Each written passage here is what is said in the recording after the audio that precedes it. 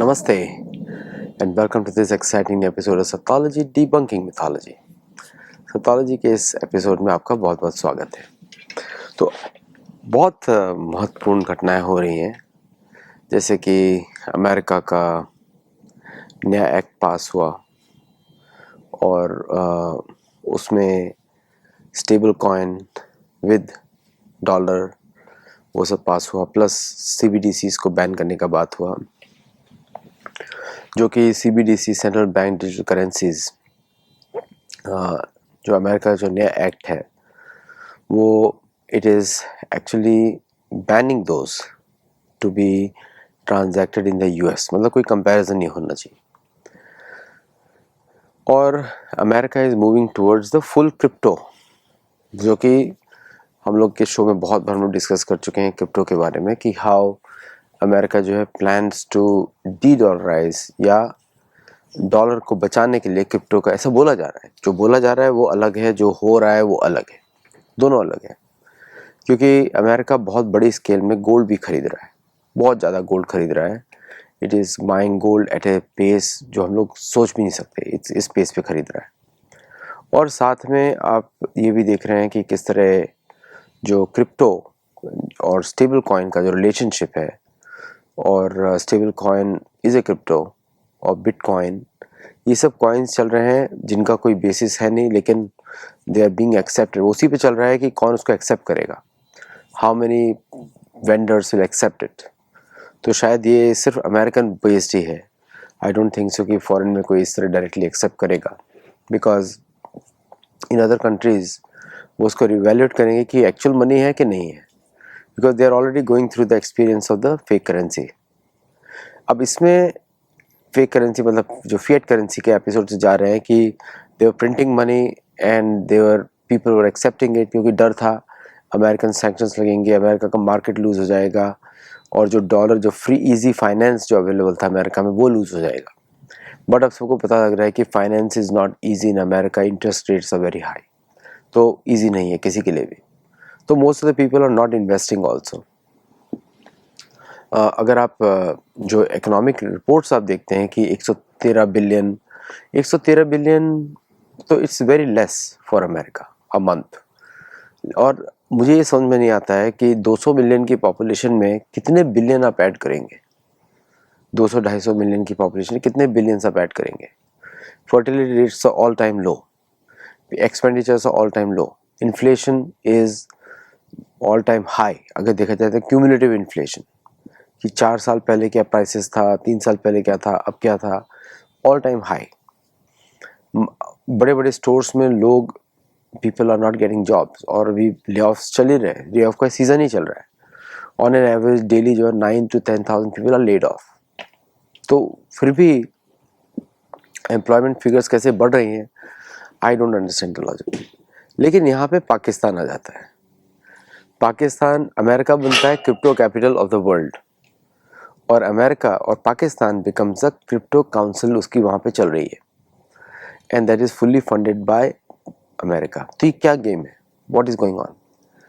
एक ही simple logic आता है सामने कि पाकिस्तान की जो इलीगल एक्टिविटीज़ थी, जो कि वेस्ट के द्वारा प्रमोट की गई थी, वो अब चलेगी क्रिप्टो के माध्यम से। Crypto will be the new financier for Pakistan.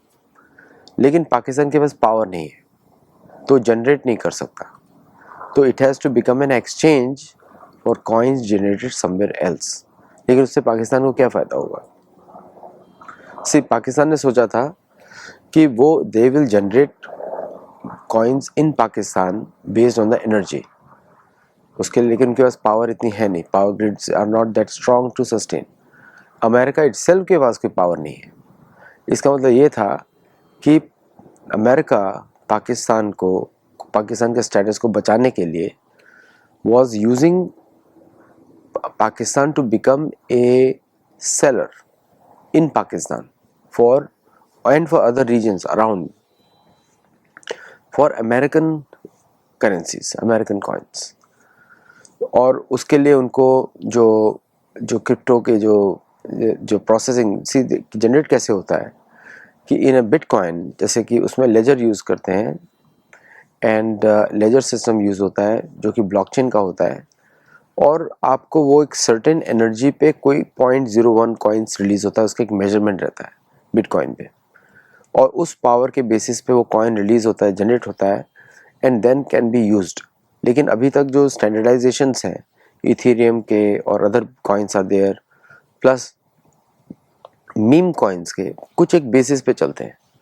जैसे स्टेबल कॉइन जो अमेरिका है वो डॉलर बेसिस पे चल रहा है, पेग्ड 1 to 1 मतलब कि डॉलर प्रिंट करना नहीं पड़ेगा, और स्टेबल कॉइन जो डॉलर स्टेबल कॉइन है उस पर आप जा सकते हैं, ट्रांजैक्शंस कर सकते हैं। मतलब कि अगर तो ये प्रिंट करने की ज़रूरत नहीं है। पहले क्या होता था कि फिएट करेंसी को आपको प्रिंट करना पड़ेगा बेस्ड ऑन द डॉलर्स और gas prices, oil prices. Oil prices में one of the largest producers of oil is Russia.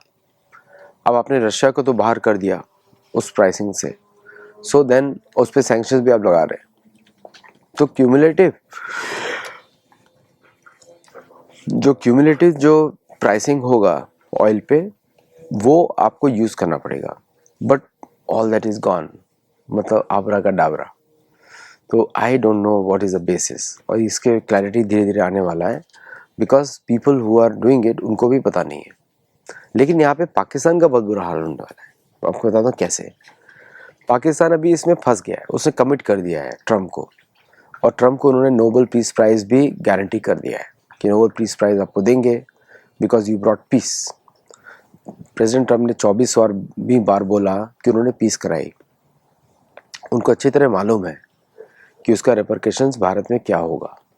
शायद उनकी अगली विजिट भी कैंसिल हो जाए भारत की, मुझे ऐसा लगता है। मैं गलत हो सकता हूँ, लेकिन कैंसिल हो सकती है for any reason. Prime minister Modi is busy और other important meetings are there. ये कुछ भी हो सकता है। जैसे प्राइम मिनिस्टर मोदी जा रहे हैं SCO की समिट में, फिर उनका ब्रिक्स के साथ मीटिंग्स हैं, फिर उनका जो अदर रीजनल RIC मीटिंग्स हैं, उधर प्राइम मिनिस्टर मोदी फोकस कर रहे हैं। और ट्रम्प ने ओपनली ब्रिक्स को एक चेतावनी भी दी है कि स्मॉल ग्रुपिंग है, मेरे डर से बंद हो गया। ये सब उनका इंटरनल बोलने के लिए, इंटरनल सिखाने सुनाने के लिए। बट आप देख ही रहे ब्रिक्स में ब्राज़ीलियन प्रेसिडेंट और चाइना, रशिया, इंडिया कोई भी रिएक्ट नहीं कर रहा है। EU के सैंक्शंस पे भी भारत ने बड़ा दो टूक बोल दिया कि हम लोग अपनी प्रायोरिटीज़ फॉलो करेंगे। और इससे बड़ा दुख है प्रेसिडेंट ट्रम्प को कि अभी ये भारत तो सुनने वाला नहीं है, उनके सारे प्लान्स चौपट होने वाले हैं। उनको लग रहा था कि रशिया जो है कि उनके सैंक्शन के डर से भारत और रशिया का जो ट्रेड है वो ख़त्म हो जाएगा, या भारत का दूसरे कंट्रीज के साथ जो इंडियन रुपी का ट्रेड है वो ख़त्म हो जाएगा। लेकिन ऐसा कुछ हो नहीं रहा है, दिख नहीं रहा है। So the only option left is to focus on strengthening the internal जो बिटकॉइन की जो ट्रांजिशन है उस पर फोकस किया जाए। और आप देखेंगे कि पाकिस्तान की जो टेरर एक्टिविटीज़ हैं वो इंक्रीज़ होने वाली है, प्लस भारत का जो एक्शन है वो भी बड़ा डायरेक्ट है इस समय। जैसे फॉर एग्जांपल कि प्राइम मिनिस्टर मोदी ने और भारत ने ज़बरदस्त प्रिपरेशन की है पाकिस्तान के लिए। 20,000 CRPF इंटरनली डिप्लॉयड हैं, और अग्नि P मिसाइल और अग्नि प्राइम मिसाइल, पृथ्वी 2 मिसाइल और भी अनेक सिस्टम्स हैं जो रेगुलरली भारत इंटरनल मीटिंग्स चल रही हैं भारत की with in India. Plus Bharat का जो टास्क फोर्सेज है, नेवल टास्क फोर्सेज हैं, वो भी सब रेडी है विद न्यू वेपन्स और न्यू कैपेबिलिटीज़। और भारत की एयरफोर्स तो आपको मालूम ही है कि वो लगातार रेडी है। तो कुछ नया प्लान भी भारत कर रहा है, और मुझे लग रहा है कि इसीलिए मैं बोल रहा हूँ कि शायद ये ट्रम्प की विजिट ना हो पाए भारत की, शायद कभी आए ना अब वो, क्योंकि उसने बहुत एंटेगनाइज कर दिया है भारतीय गवर्नमेंट को और भारतीय लोगों को भी। बार बार कंपेयर करना एक टेररिस्ट कंट्री से भारत का, it's a very insult to Bharat. और भारत को कंपैरिजन नहीं किया जा सकता। पाकिस्तान की इकॉनमी मुंबई सिटी की इकॉनमी से भी कम है, कैसे कर सकते हैं? ये आपको रीज़न बता दो क्यों किया जाता है। एंग्लो सैक्सन दिमाग में नेशन स्टेट जो है भर भर के कूट कूट के भरा गया है। उनको ये समझ में नहीं आता है कि लग्जमबर्ग और भारत की बराबरी नहीं है। लग्जमबर्ग एक छोटा सा देश है जो भारत के इक्वल उसको नहीं माना जा सकता। या नॉर्वे या अमेरिका भी 1/4 पॉपुलेशन में है, उसको भारत के इक्वल नहीं माना जा सकता। बिकॉज जितना, जैसे कोई भी एक कांग्रेसमैन होगा, कोई अमेरिका कांग्रेसमैन होगा, पर पर्सन जो वोट माने जाते हैं 70,000 पर पर्सन के हिसाब से माना जाता है कि yes he can represent. Bharat का जो हर पार्लियामेंट मेंबर ऑफ पार्लियामेंट है उसके वोट्स होते हैं करीबन 10 लाख, करीब अप्रॉक्सीमेटली, मतलब 7 से 8 लाख लोग अराउंड होता है, depending on the constituency. Generally representative 10 गुना बड़ा है, 10 गुना ज़्यादा बड़ा रिप्रेजेंटेशन।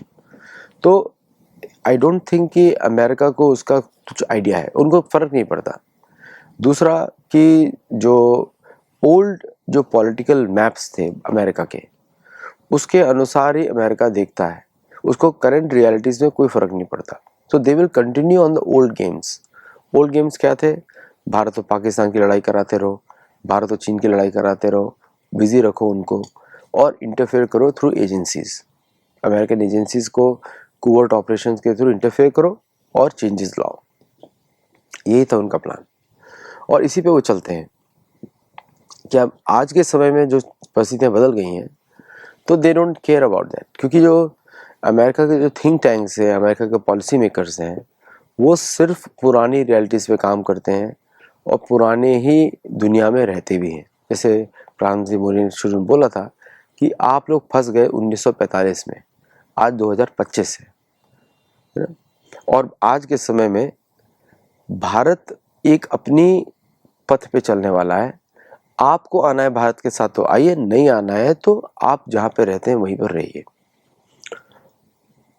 अब आप देखेंगे कि भारत और चीन, अभी चीन ने भी खुल के पाकिस्तान को अपोज किया है, क्योंकि पाकिस्तान फंस चुका है। पाकिस्तान वो क्रिप्टो जाल में फंस चुका है और पाकिस्तान की जो तैयारी अब हो रही है वो हो रही है टूटने की। इसलिए अब सारी प्रिपरेशन देखेंगे पिछले 3-4 महीने की, सेंट्रल एशिया से पीओके, जिलजित बाल्टिस्तान टू पीओके और ताइवान के ऊपर भी अब चाइना का रुख आक्रामक होने वाला है। ट्रम्प ने बोला है कि वो न्यूक्लियर बॉम्ब से B-2 बॉम्बर से अटैक करेगा, लेकिन ये बोलने की बातें हैं और शायद इस पे बड़ा संघर्ष भी दिखाई दे और इस संघर्ष में शायद जापान भी साथ न दे, क्योंकि जापान इतना खर्चा नहीं करना चाहेगा। जैसे अमेरिका ने पाकिस्तान, ऑस्ट्रेलिया को बोला, जापान को बोला कि are you ready for Taiwan operation of America, और दोनों ही देशों ने एक तरीके से चुप्पी साध ली, बिकॉज उनके पास एसेट्स नहीं है और अमेरिका, उनको मालूम है कि अमेरिका कितना प्रोटेक्ट कर पाएगा। वो पुराना वाला अमेरिका नहीं है, क्योंकि अमेरिका का जो इमेज बनाया गया था वो उस समय का इमेज है, जो कोल्ड वॉर का इमेज है, जब उसकी सेनाएं बहुत ही बड़ी होती थी from the world war 2 perspective, उस समय से जुड़ी हुई। अब उसकी सेनाएं वैसी नहीं है, अब वो नहीं कर सकते वो सब चीज़ें जो पहले कर सकते थे। इंडस्ट्रियल कैपेसिटी भी इतना नहीं है, क्योंकि पेट्रियट मिसाइल्स और यूक्रेन को सप्लाई करने में भी उनको काफ़ी साल लगेंगे।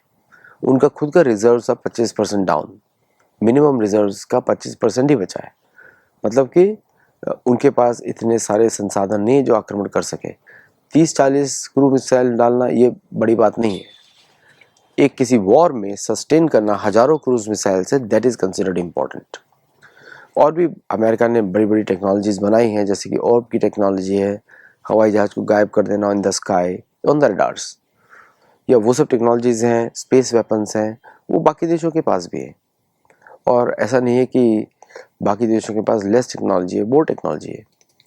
एक ही चीज़ बचती है अमेरिका के पास कि किसी का इंटरनेट बंद कर देना।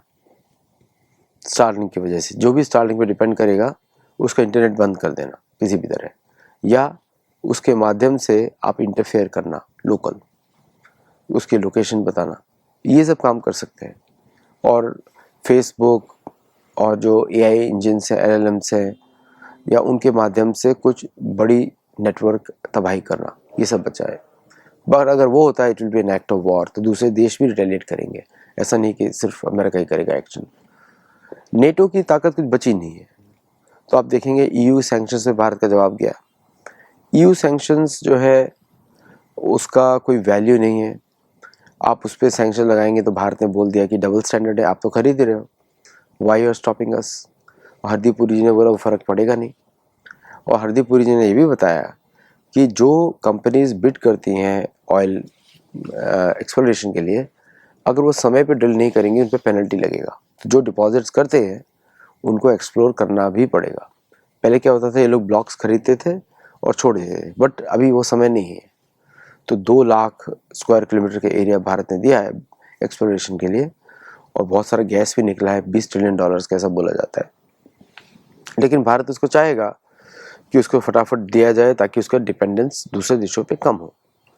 तो अभी धीरे धीरे और भी ऑयल के सोर्सेज मिलने वाले हैं भारत को, लेकिन रशिया के साथ उसका ट्रेड कम नहीं होने वाला नहीं है। और अमेरिका के साथ भी डिफेंस ट्रेड में आप देखेंगे जो इंजन्स का जो रिजॉल्व हुआ है मैटर, मुझे लगता नहीं कि वो लंबे समय तक चलेगा, कि और स्लो हो जाएगा बीच में। प्लस जो अमेरिका के साथ जो दूसरे डील्स हैं ट्रांसपोर्टेशन प्लेन्स के, वो भी स्लो हो जाएंगे, पोसाइडन वाला भी स्लो हो जाएगा। इसीलिए भारत इवेल्युएट कर रहा है कि पोसाइडन जैसी कैपेबिलिटी एम्ब्रेयर जैसे प्लेटफॉर्म पे लाई जाए, 390 या फिर भारत का C295 उस पे लाई जाए, जो कि C295 is a good platform, लेकिन वो इतना बड़ा नहीं है, इतना रेंज नहीं है उसका, तो उसको इतना लंबे जगह पे लंबा उसका कुछ कितना होगा वो पता नहीं है। तो I think India will work on something. और अभी एक बात हो रहा था ULRA का, अल्ट्रा लॉन्ग रेंज बॉम्बर का, वो मुझे ऐसा लगता है कि उसका डिज़ाइन फेज शुरू हुआ है। आई don't know about the engine and other things, क्योंकि इंजन का वीकनेस मुझे तो भारत का सररियल लगता है, ज़्यादा रियल नहीं लगता। देयर सम पॉलिसी डिसीजंस है उधर involve which I think that's a bottleneck. वो मुझे पता नहीं है तो आई कैन नॉट से मच, लेकिन it's a good decision. Ultra long range bomber Bharat के लिए ज़रूरत है, क्योंकि वो उसमें आप पिन पॉइंट एक्यूरेसी से आप टारगेट कर सकते हैं। अगर हम थोड़ा सा इस पर थोड़ा सा और भी जो एजुकेशन, जो भारत को जो भी डिप्लोमेसी में जो एजुकेशन जो दी जाती है, I think there is some needs to be some change here. थोड़ा चेंज तो दिखता है ऑन द ग्राउंड कि फटाफट विद इन 2-3 घंटों में भारत का उत्तर आ जाता है और तुरंत रिप्लाई किया जाता है किसी भी एक्यूजेशंस पे, लेकिन more changes needed, much more changes needed than what it is done. एक मेरा जो एक व्यू पॉइंट है, रॉन्ग और राइट, एक व्यू पॉइंट है मेरा इस पे कि भारत को एक तरीके से इंसुलेट करने के लिए, भारतीय लोगों को इंसुलेट करने के लिए एक तरीके का पॉलिसी बनाना चाहिए कि which is proportionate to American sanctions. कि अगर जो ह्यूमन राइट्स की जब हम बात करते हैं तो वहाँ पे नेटिव इंडिजिनस कम्युनिटीज़ को इंक्लूड किया जाए, क्योंकि उन लोगों के human rights are the most affected in America. उनको इंक्लूड किया जाए, उनको चैलेंज किया जाए, and then the foreign policy will become equivalent. क्योंकि ये जो कॉन्स्टेंट नैगिंग है भारत पाकिस्तान, जबकि एवरीबडी नोज कि पाकिस्तान को सस्टेन करने वाला देश अमेरिका ही है। पाकिस्तान तो आज तक रह ही नहीं सकता था, बट वो कॉन्स्टेंटली भारत के फेस पे डाला जाता है कि वाई मतलब कि डाला जाता है कि भाई आप दोनों एक जैसे ही हैं, एक जैसे हमारे लिए। जैसे इंडियन के लिए कैनेडियन और अमेरिकन सेम है, दोनों सेम जैसे दिखते हैं, हमको फ़र्क नहीं पड़ता, चाहे वो नॉर्वेजियन हो चाहे कोई भी हो, सब गोरे हैं। उसी तरह इनको भी ऐसे लगता है कि सब गोरे हैं।